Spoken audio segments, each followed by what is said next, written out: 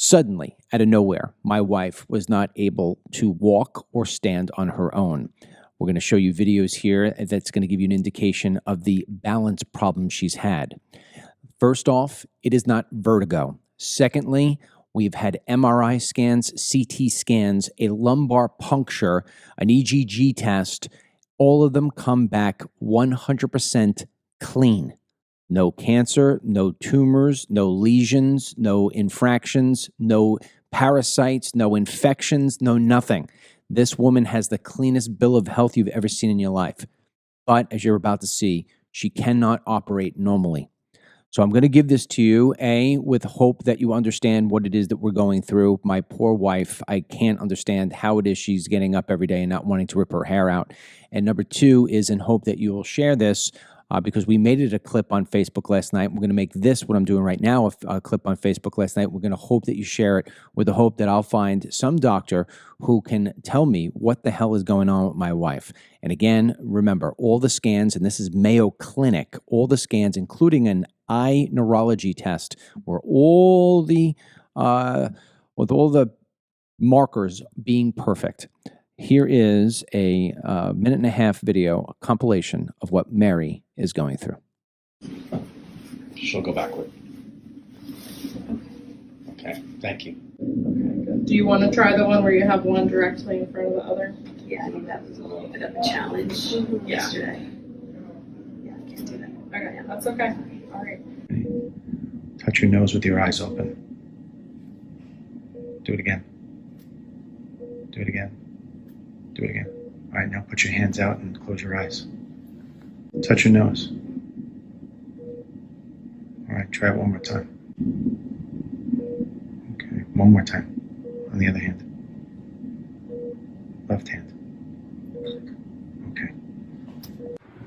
Put your foot down, buddy. Put your foot down. Keep that foot down. Keep the feet flat, honey. Fuck. Tell your body to lean to the right, Mary.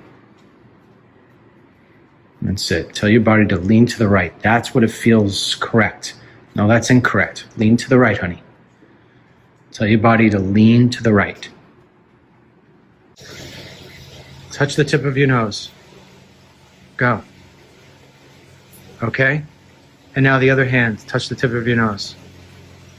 Got it. Stop.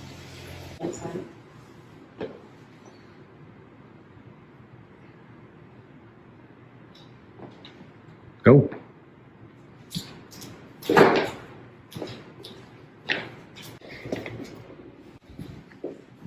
Come to me. Come to me. Make me the focus. Look at you? Yeah, make me the focus, honey. Then it gets worse. Well, that's what we need to see why you can't. And so, yes, that's the compilation. In fact, my wife today starts her first day of physical therapy. And one of the things that the doctors at Mayo Clinic want to be perfectly straight with me on and with Mary on is the fact that they think that this is going to be what they call transient, that it's going to come and then it's going to leave. And that's something we really, really were happy to hear, especially when I tell you this part. And Mary has shared this before on the programs that she's joined me with. Her mother, when she was 6 years old, Mary's mother, when Mary was 6 years old, her mother died of what's called Creutzfeldt-Jacobs disease. It is fatal. It attacks the brain. It is also known as mad cow's disease.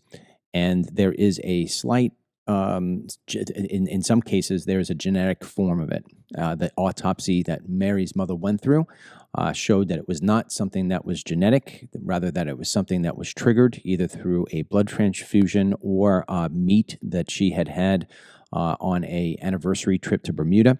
So we had to wait for that test to come back, and obviously that's a very scary thing. That came back, and that was fine.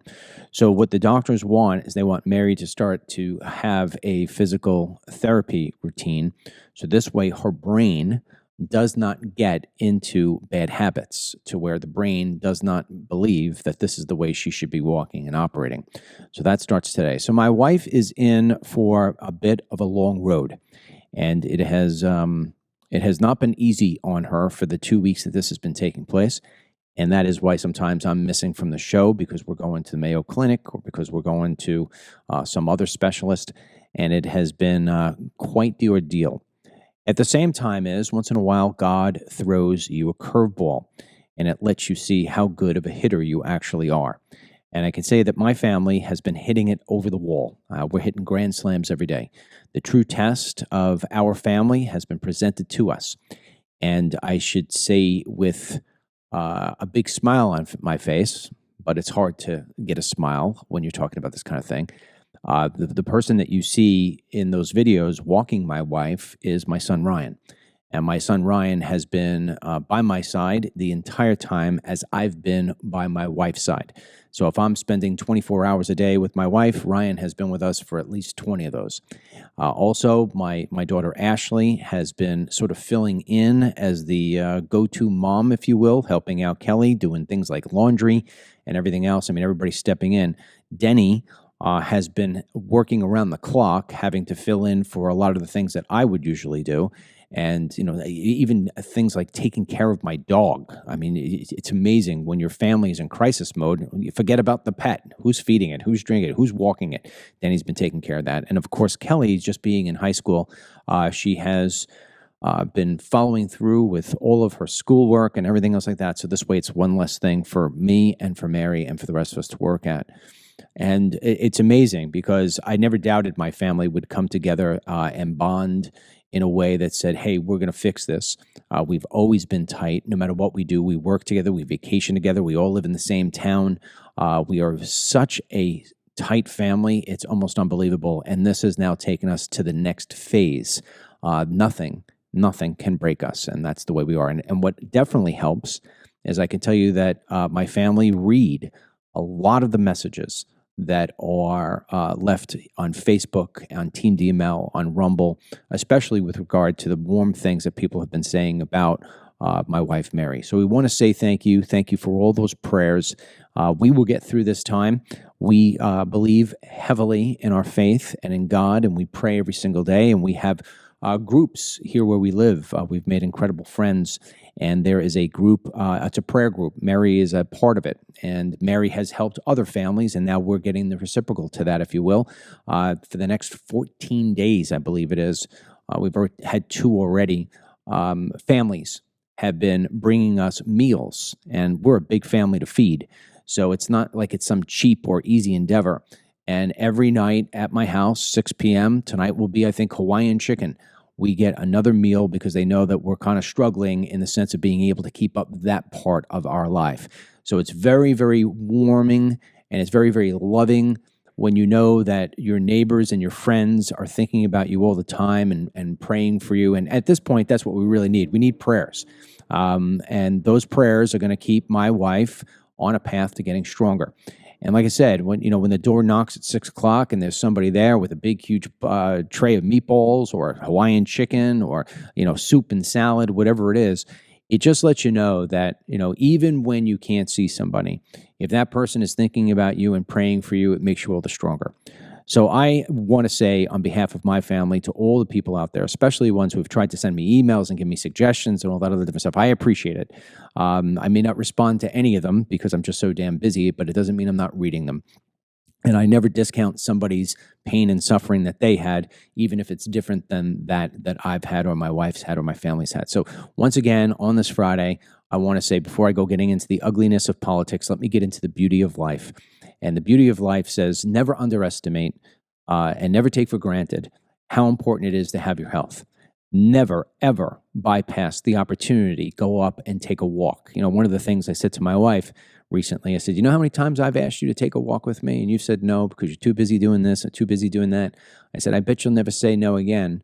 And she kind of gave me a look. I said, yeah, because you know what? We take for granted for these things that we have that are so important to us, our sight, our vision, our hearing, our ability to taste, our ability to swallow, our ability to laugh, our ability to cry, our ability to walk, to sleep. So many people in this world don't have those abilities, and you don't realize what it is that those people face and what they're challenged with and what they have to overcome until it indeed happens to you. So I'll tell you this one thing. Anybody who I ever see park in a handicapped parking lot space that isn't handicapped, they better run, because if I get a hold of you, well, then you'll have the ability to go get assigned to be in that spot. When you see my wife trying to get around in a wheelchair, it's just absolutely brutal. And so I have a new appreciation for those people who do have disabilities and who have figured out how to get through this life and make the most of it, and even though they have less than some others. So with that said, once again, thank you, all of you, for your support, and I know your support is going to carry us over the goal line, and that's that.